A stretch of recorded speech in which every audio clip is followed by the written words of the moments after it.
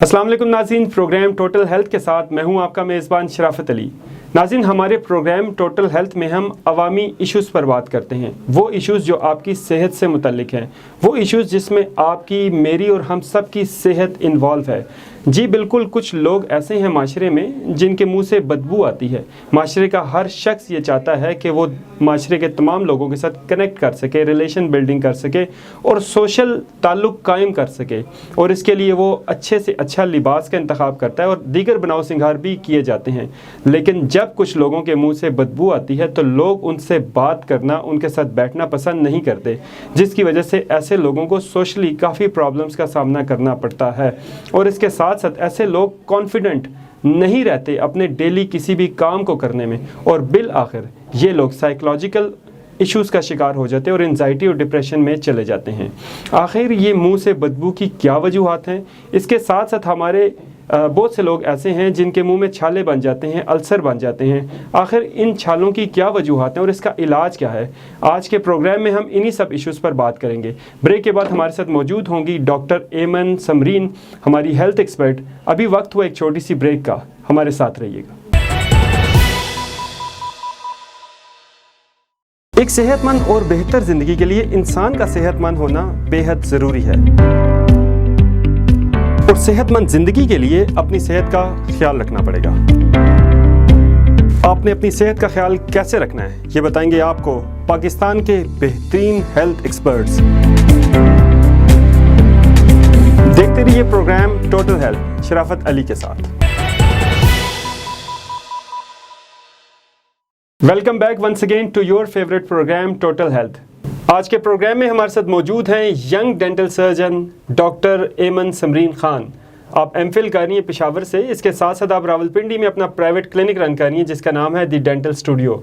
Doctor Aiman, welcome to our show. Thank you Sharafat sahab for inviting me.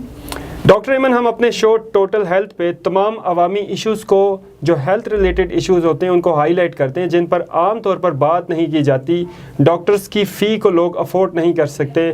हम बात करते हैं अपने पाकिस्तान की तमाम नॉन अफोर्डिंग लोगों की, एक आम शख्स की बात करते हैं।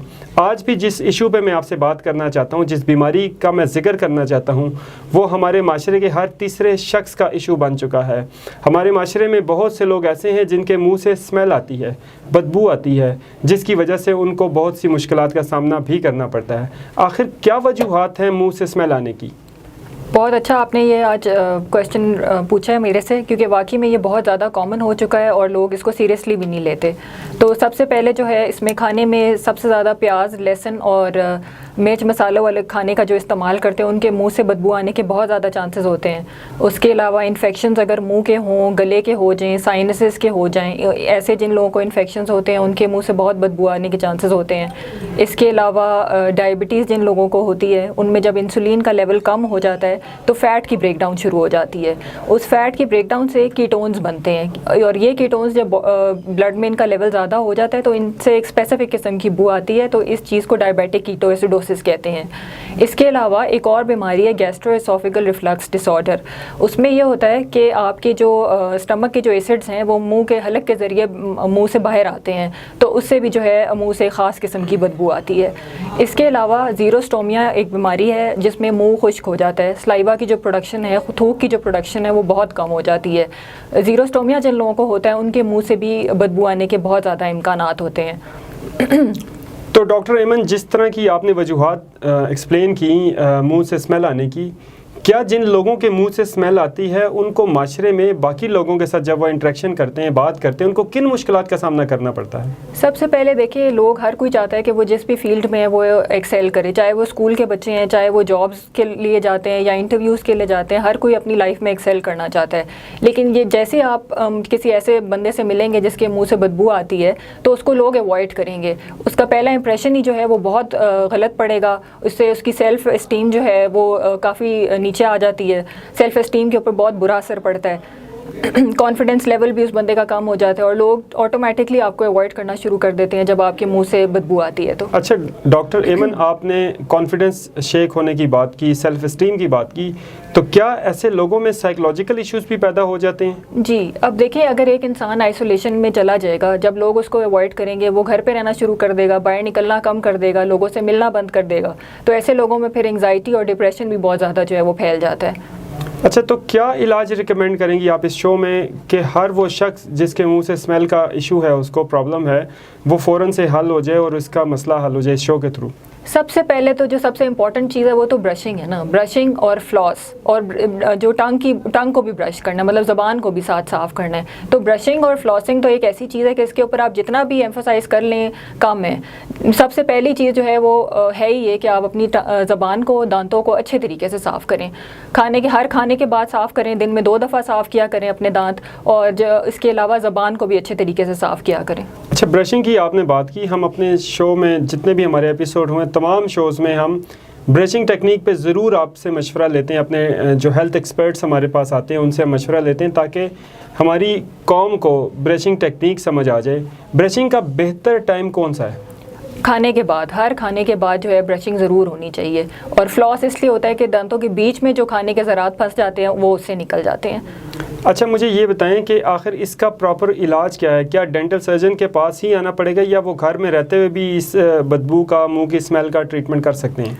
सबसे पहले तो इसको खुद भी चेक किया जा सकता है। आप अपनी रिस्ट लेके, जो कलाई है उसको लेके, उसके ऊपर अपनी ज़बान से थोड़ा सा थूक लगाएं, उसको 1 मिनट के लिए हवा में मतलब छोड़ दें और उसके बाद सूंघें, तो पता चल जाएगा कि मुंह, आपको खुद भी अपनी असेसमेंट आप कर सकते हैं कि आपके मुंह से बदबू आती है या नहीं। फिर जब आपको पता चल जाए कि आ रही है तो फिर आपको डेंटिस्ट के पास जाना पड़ेगा। अच्छा डॉक्टर एमन, हमारे प्रोग्राम के दूसरे सेगमेंट में मैं आपसे दूसरा जो क्वेश्चन पूछना चाहता हूँ वो है मुंह के छालों से रिलेटेड, जिनको आम इस्तिलाह में अल्सर भी कहा जाता है। बहुत से लोग ऐसे होते हैं जिनके मुंह में या ज़बान पे छाले निकल आते हैं, अल्सर बन जाते हैं, उसकी क्या वजूहात हैं और इसका इलाज भी बता दें। अच्छा, ज़बान पे या मुंह के अंदर जो छाले निकल आते हैं उसमें सबसे पहला, अगर दांतों की जो सर्फेसेस हैं वो टेढ़ी मेढ़ी हैं, कोई इंसाइजर एज है या कोई टुकड़ा ऐसा है जो चुभ रहा हो ज़बान के ऊपर, या खाने में अगर आप बातें कर रहे हैं, खाने के दौरान अगर आप बातें कर रहे हो तो उसकी वजह से भी दांतों के बीच में ज़बान आ जाती है, उसकी वजह से हो सकते हैं। इसके अलावा अगर आप कोई डेंचर पहनते हैं जिसकी इरेगुलर सर्फेसेस हैं, डायबिटीज़ में ये बहुत कॉमन है। उसके अलावा सीलिएक डिज़ीज़, जिसमें ग्लूटेन इंटॉलरेंस होती है बॉडी में, उसमें बहुत ज़्यादा अल्सर्स आ जाते हैं। बेशर डिज़ीज़ है जिसमें इन्फ्लेमेशन होती है पूरी बॉडी में, उसमें अल्सर्स मुंह के अंदर बहुत ज़्यादा निकलते हैं। HIV एड्स के पेशेंट्स या ओवरऑल जिन लोगों की इम्यूनिटी कम होती है उनके अंदर मुंह के छाले निकलना बहुत कॉमन प्रॉब्लम है। जी डॉक्टर एमन, मैं आपसे ये जानना चाहता हूँ कि ये जो मुंह के अल्सर है या छाले हैं, क्या इसकी वजह डिप्रेशन, टेंशन या फिर रेस्टलेस जो हो जाते हैं लोग, उसकी वजह से भी ये छाले बन सकते हैं या ये कोई और वजूहात हैं इसकी? स्ट्रेस सबसे बड़ी वजह है। मुंह के छालों का एक रीज़न जो है वो स्ट्रेस है, स्ट्रेस की वजह से हो जाते हैं छाले।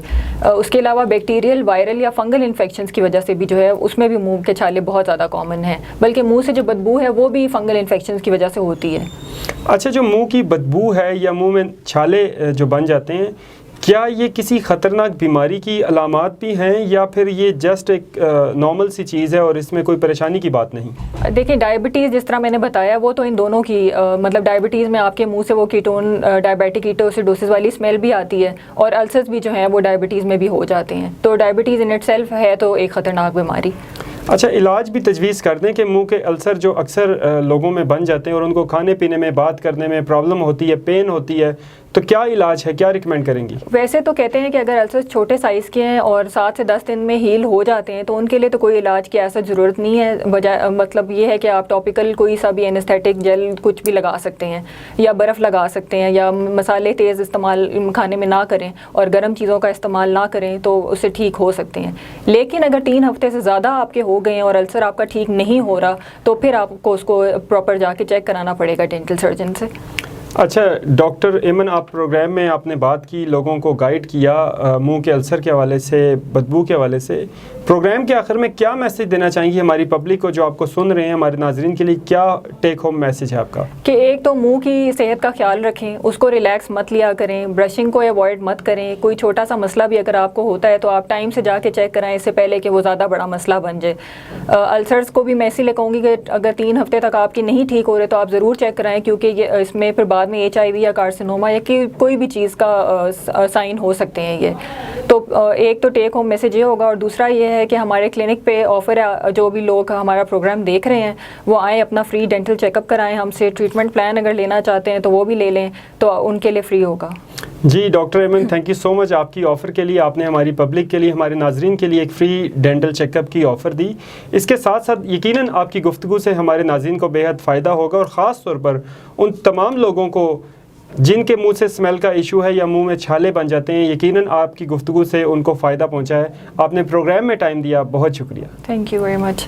नाज़रीन, बीमारी कोई भी हो, वक्त के साथ साथ ना सिर्फ बीमारी बढ़ सकती है बल्कि इलाज पर अखराजात भी ज़्यादा आते हैं। लिहाजा अपनी सेहत का ख्याल रखें और अपने साथ रहने वालों का भी ख्याल रखें। अगर आपको हमारे शो से मुतालिक या आज के एपिसोड से मुतालिक कोई भी सवाल हो तो हमें कॉमेंट सेक्शन में अपनी राय से आगाह करना ना भूलें। अपने मेज़बान शराफत अली को दीजिए इजाज़त। अल्लाह हाफ़िज़।